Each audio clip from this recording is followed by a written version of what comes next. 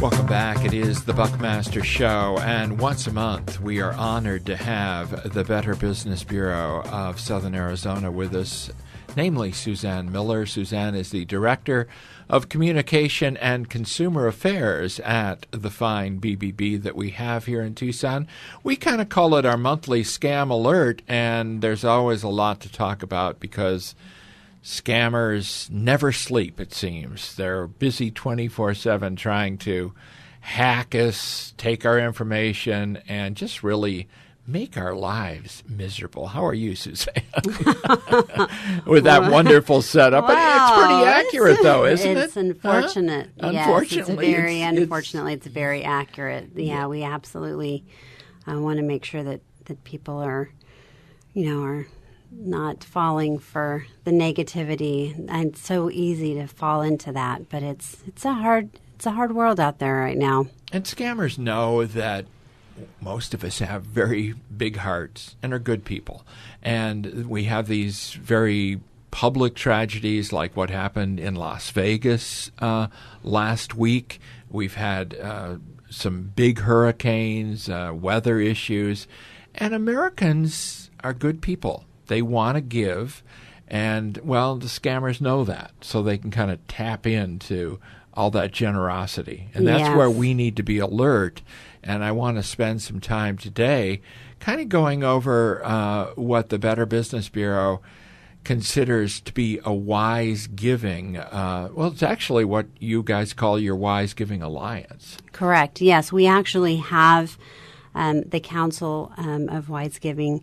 It's giving.org and give.org, I'm sorry. And it's really something that has been around for quite some time, and we really look at charities thoroughly. They have to fall into a criteria of 20 upstanding critical pieces to make sure that they fall in line with being a good charity and one that's trustworthy, and we take that seriously. And so when things like this, when tragedies like this happen, we really look to them and want to take their advice on how to give wisely. You know, sadly, the scammers, they do take advantage of these moments.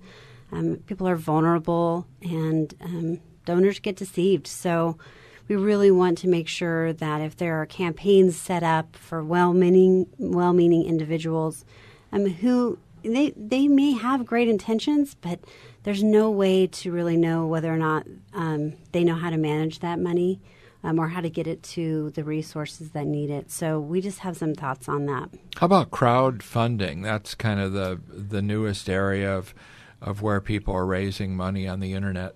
Yeah, and it's not that it's a bad thing. GoFundMe does a really good job in looking at all of their crowdfunding avenues. They're out of San Francisco, and they work very closely with our BBB there.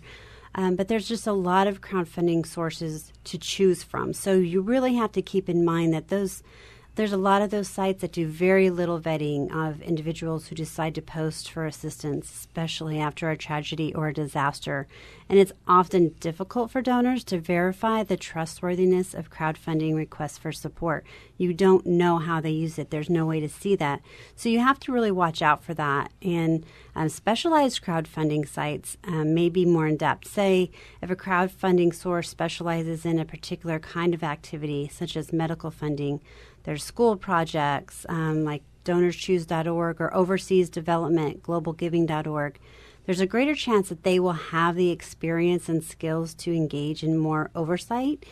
But basically, it comes down to reading that fine print in crowdfunding because these sites, they vary, and you never know who's going to write what and who's going to be charged for the administrative costs. When you give, $10, and is that going to be, $2.50 of it going towards your credit card fees, Right.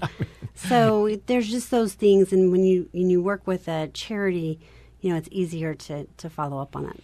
Yeah, I'm just looking through your list here. And again, the list of advice on this is at give.org. Is that a Correct. good place to go? Yes. So I think one of the most important ones on the list is, bottom line, Suzanne Miller, how will the donations be used? Right. In other words, how do I, if I'm going to give some money, how do I know it's going to get to the families that they intend, or, well, wherever? Right. How are they using it? Is it going towards funeral costs? And how do we know that? There's no way to know that went towards, family counseling or any kind of tragedy-related needs. You don't know, and that's the scary thing. They have vague appeals, and people are emotional, so they respond to that. But if you can't look and see exactly what happened, one thing that goes to that is that financial transparency. Transparent organizations will post that information on their website so that anyone can find out without having to wait until the audited financial statements. Are you giving to a charity that doesn't even have audited financial statements? Like, if you're going to give your money, just make sure that you're giving it to a cause that is actually going to use that money wisely. And then you're going to find out if you are using a very reliable company or charitable organization, and they do have this financial transparency, you're going to see how much goes to administrative costs and how much go to where it is needed. Right, and where was it needed? Like, exactly. Which tragedy, which, natural disaster did the funds go to, and how was it distributed? Those are all important things that people need to really look at right now. And tax deductibility. So you're giving your money, and in the emotion, sometimes nobody is really too concerned about that till the end of the year. But make sure that you're giving to a 501c3 to make sure that they're a tax-exempt organization, because you can't claim it at the end of the year if they're not. And this is so important. If you receive an email from a website that looks suspicious or a text mail, you don't really want to click on that. You shouldn't click on that. Never click on links click on that. to charities or unfamiliar websites or in text messages or email. They're coming in every direction.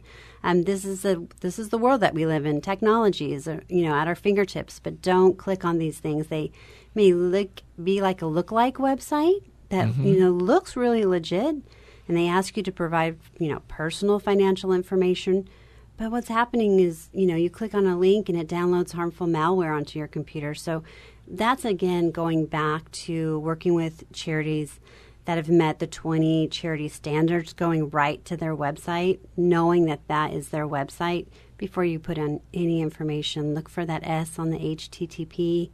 There's all of those pieces that matter. Slow down enough. We love that, that our community is so generous. We just want to make sure that when they give, their money actually counts. And just because it's on social media doesn't mean it's been vetted. Right. So be very cautious there. I know. that is a really big thing. And again, going to give.org, that's a whole list of charities. And they actually have a list on there for all of the different natural disasters that have gone on right now. So say Puerto Rico, they actually have a list of organizations that are trustworthy that you can give to for that particular disaster. And that's what they've done. The same for Florida.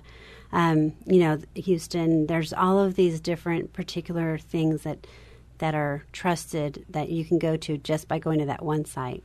In the remaining minute, I'd like to do a plug for your Shred Fest 2017. This is coming up Thursday, 9 a.m. to 2 p.m., and it's in Green Valley, the Valley Presbyterian Church. What's going to happen? So this is really important, and it's part of, it's Cybersecurity Awareness Month, and we really want to make sure that all of our Southern Arizona consumers and businesses are making sure that they've taken steps to secure their information. So shredding financial documents is really a huge piece in that. And another is, crunching and shredding hard drives from not only your computers, but your printers. Yeah. If you think about that, everything that you copy goes onto a hard drive. So we're going to be making that available with WorldCare taking donations for used appliances and anything with a cord, basically. And Suburban Miners is going to be crunching hard drives. and we'll be providing 3 huge trucks for shredding.